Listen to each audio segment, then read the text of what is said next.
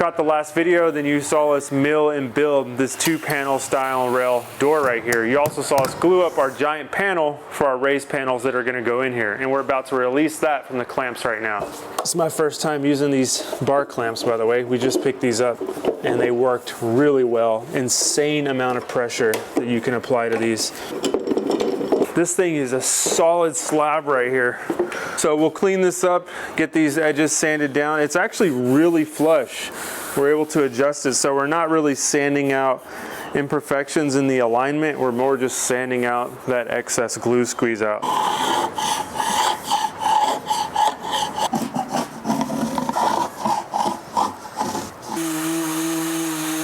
So we got our slab here prepped and ready to go. That's feeling good. All the glue excess is out of it now, and we've got our door just dry fit together over here. The reason we did this is because we're about to cut that thing down to size to fit in with these panels.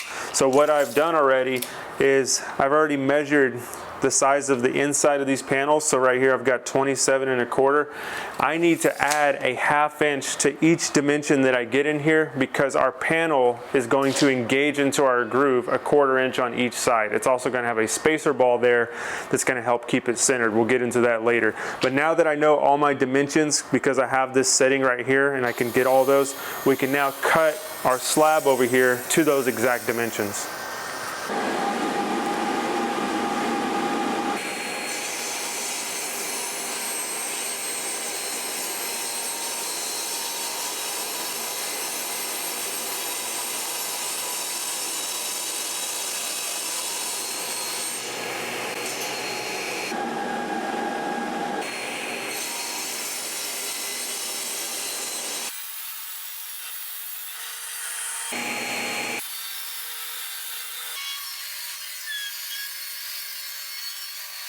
So now we got our 2 panels right here, big slabs of wood. These will just drop in right there. They're perfect size right now.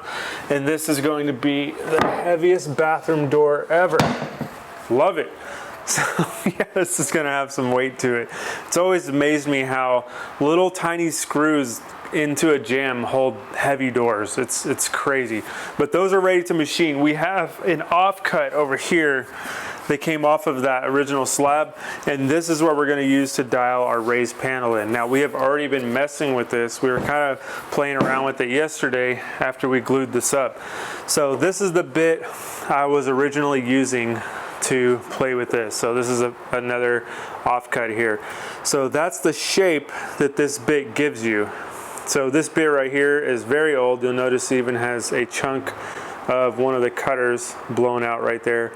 It's been like that for years. I've had this thing for a long time. So this right here originally had a shaft that came up, a threaded rod, and a bearing on that. We cut that off actually, because that's all we could get right here with that bearing on there. So when we cut that off, we were able to get this bit much more engaged, and that's how we got a much deeper profiled cut into this material. Now this is Spanish cedar right here, and this is an offcut of our white oak. But if you look at these side by side, actually I can show you like this. The Spanish cedar one is much longer, and we needed that because we needed that engagement into the panel without basically losing our whole profile buried into the frame. So we've got this thing cut off. I don't really trust this to really tear through the white oak for so much routing that we have to do, because we have to make multiple passes to accomplish this. So we just went out and grabbed a brand new bit.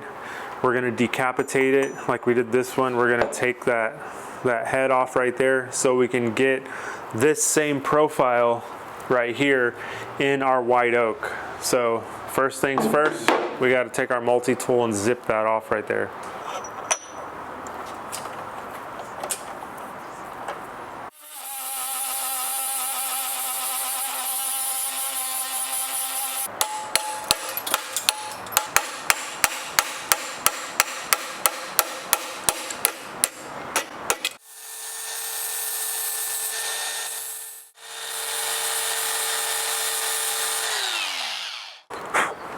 Your specialty router bit is ready, sir. That'll be $300. You can see some of the machine marks a little bit, but it works.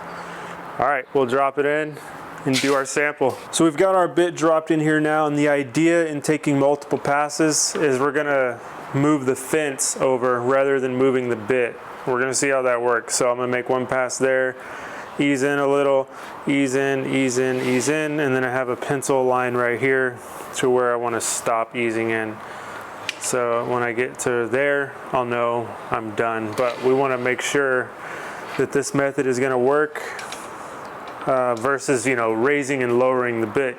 So that's usually what you would do. You would make one pass, raise the bit up a little bit more, make another pass. But can it work just incrementally growing the profile? We're about to find out.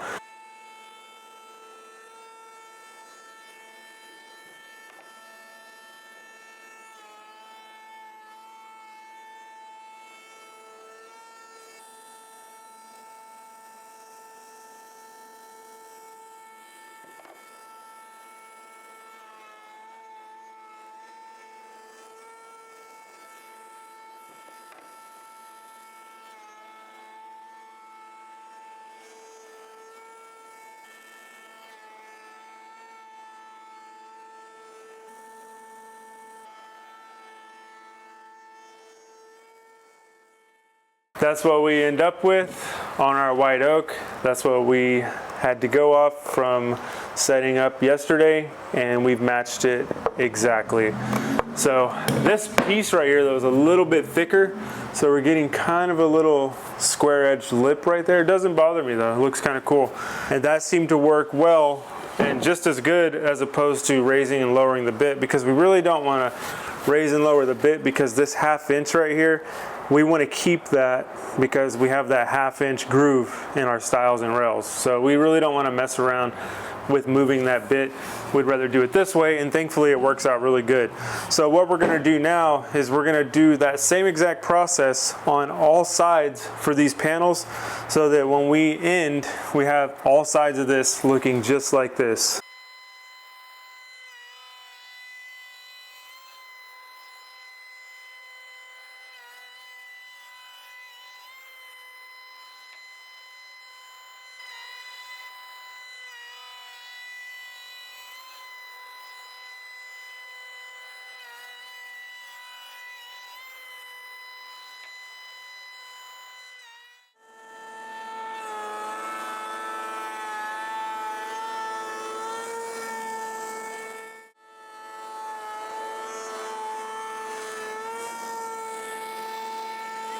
All right, check it out. Glorious, gigantic raised panels, 1 3/4 inches thick. Everything went smooth. Just, these things look so awesome. So they'll drop in right here. Boom, look at that. That's really, really awesome. Look at that huge, gigantic raised panel. That's crazy. So this will drop in up top. Now this is our first time to kind of see the door for what it's going to be. That is glorious. Now we're back to our stile and rail construction here, and essentially at this point we're ready to drop those panels in, get everything glued up. But there's one thing we have to do. I've been talking about this, and that is put these in right here. These are spacer balls.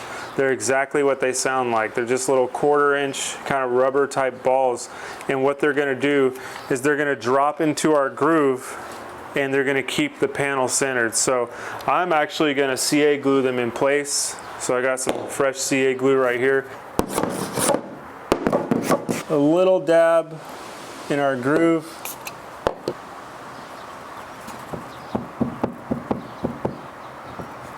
All right, I think it's going to hold for what we need.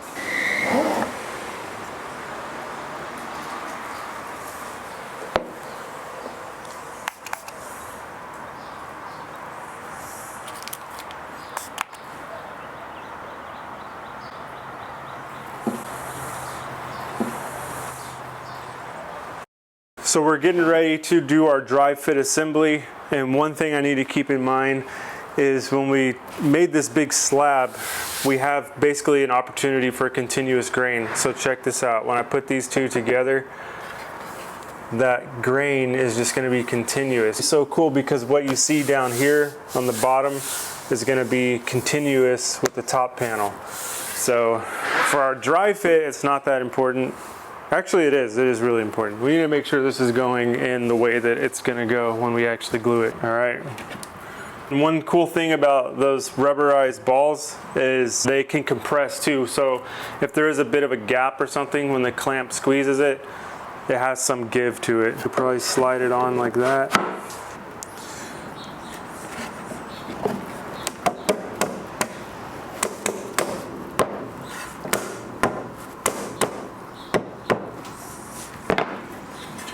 And you can see with those spacers here, I got the exact same height, or I can have the exact same height.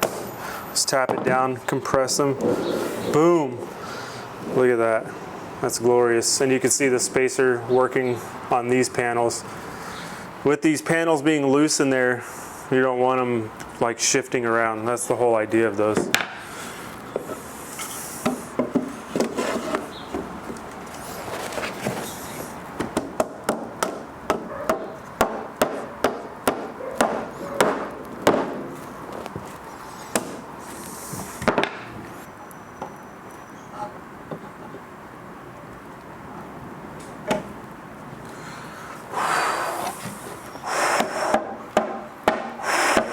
Just kidding. Wow.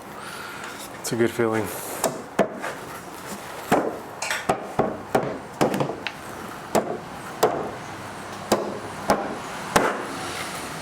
Boom! Can't tell me nothing. Dang, that's freaking looks good. Oh yeah! That looks so amazing. Look how deep the freaking raised panel profile is. Swoops out of there. Like, this is amazing. It almost doesn't need, no, it needs the molding. It needs the molding. It looks like it's ready to accept it. Yeah, it's like waiting for it. So you got, all right, we can glue this together. We'll get to the molding in the next video, but the dry fit works. Everything's spaced out evenly. You see my swoops right here, my raised panel, that outside profile, they go right into our corner there. So all of these go right into that, and this looks awesome. There's a tornado siren going off right now, and at this point I'm like, I'm ready to die. I've already accomplished the most amazing thing. No, I'm just kidding. Bring it on!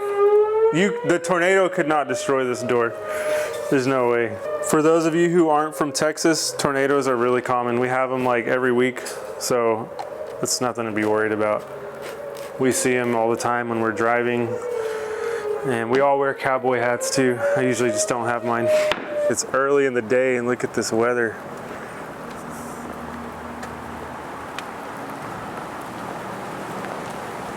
It's crazy looking.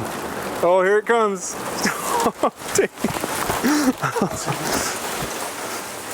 The calm before the storm. Yeah. Dang, these are stuck, right? Yeah. Yeah, I think you have to rock it like back and forth.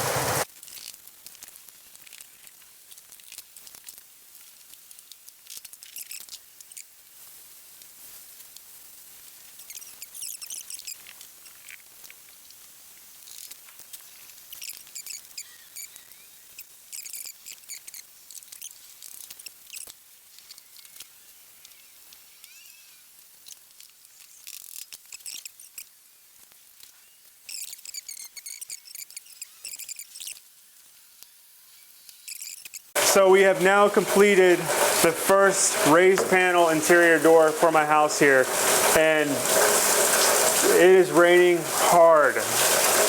I feel like this is a sign that we were not supposed to enter into this realm of high craftsmanship. No, I'm just kidding. But this is done now. It is freaking amazing. We've got it in the clamps. This thing's good. It checks out. We've got just flushness across, which is good, which means it's not twisting or it's not warping. So we got flushness that way, and then also we're flush all the way across this. And the cool thing about using this 1 3/4 inch material for everything is that it's still all flush. Nothing is like poking out of the door, protruding out. Even our beaded detail that we're going to insert in here, we're going to mill that in the next video. That's also going to be below the surface. So it's just really cool. It's a raised panel, but everything is recessed below.